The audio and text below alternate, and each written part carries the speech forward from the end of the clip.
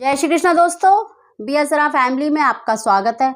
दोस्तों, मैं आपको संतान प्राप्ति के लिए कई उपाय बताए हैं, जैसे मदार की जड़, शिवलिंगी के बीज का प्रयोग भी बताया है और किन दिनों का प्रयोग करना चाहिए वो भी मैंने आपको बताया है।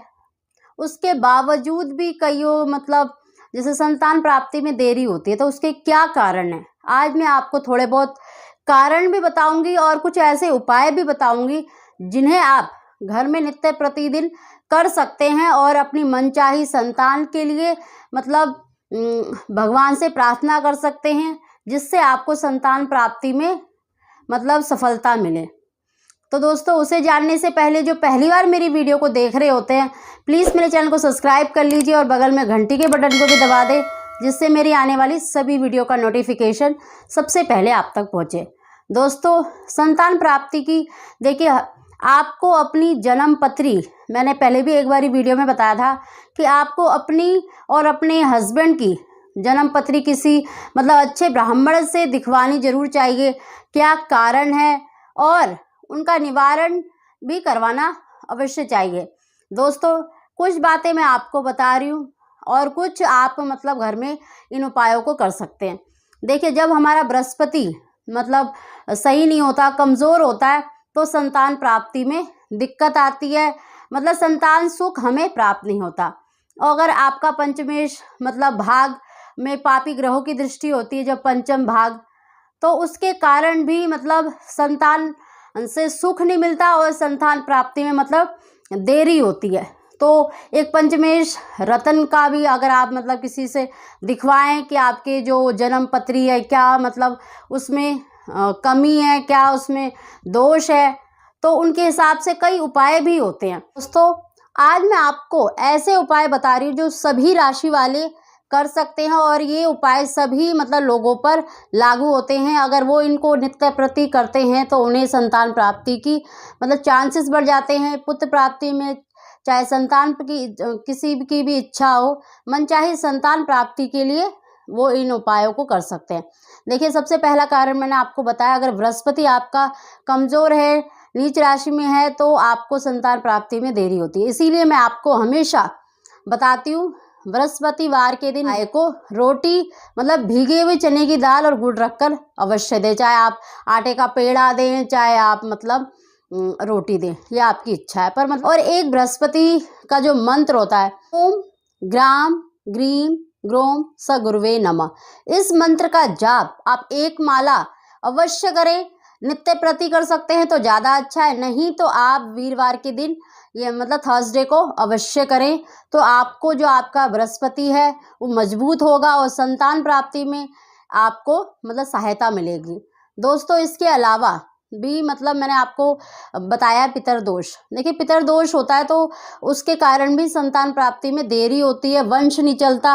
तो उसके लिए आप क्या करें, हर अमावस्या को आप अगर जैसे भोजन नहीं निकाल सकती तो आप सूखा सामान भी अपने पितरों के नाम से दे सकते हैं, जैसे दूध हो गया या कोई मिठाई, दूध और मिठाई किसी भी ब्राह्मण को आप अवश्य दें। अमावस्या के दिन को बहुत ही सहायता मिलेगी, संतान प्राप्ति में आपका वंश चलेगा, तो पितरदोष आपका दूर होगा। और कौवों के लिए तो मैंने पहले भी बताया कि कौवों को कुछ ना कुछ अवश्य डालें। तो इसके अलावा तुलसी का पौधा अवश्य लगाएं अपने घर में। तुलसी जी का अगर आप नित्य प्रति पूजा करते हैं, उनकी सेवा करते हैं, तो आपको बहुत ही शीघ्र संतान की प्राप्ति होती है। एक ये कार्य अवश्य करें, अपने घर में तुलसी अवश्य लगाएं और उनके आगे दीपक अवश्य जलाएं और उनकी सेवा अवश्य करें। एक आता है गर्भ गौरी रुद्राक्ष। एक बड़ा रुद्राक्ष होता है, उसके साथ एक छोटा रुद्राक्ष होता है। जो बड़ा रुद्राक्ष होता है वो माँ गौरी होती हैं और जो छोटा रुद्राक्ष होता है वो भगवान गणेश होते हैं। तो माँ का वात्सल्य होता है।